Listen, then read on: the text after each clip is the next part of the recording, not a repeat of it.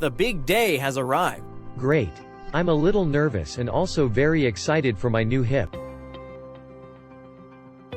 The surgery is only 1 hour, but be prepared for an all-day event. You are going to be meeting a lot of people. Your family can stay with you as you get changed and wait for surgery. This pre-op nurse will start IV and go through your chart to make sure everything looks good. This is your anesthesiologist. They will make sure you're comfortable and completely asleep during the surgery. You will receive either general anesthesia or a spinal. They will discuss this decision with you before the surgery.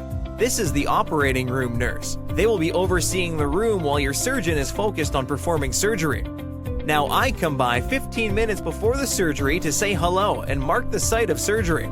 I will answer questions, and now it's time for us to head off for surgery. Give a kiss to your family.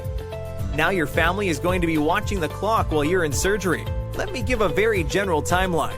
Anesthesia takes 30 minutes. Prepping for surgery takes 20 minutes. Surgery takes 60 to 90 minutes. Waking up from surgery takes 20 minutes. Recovery room takes 60 minutes.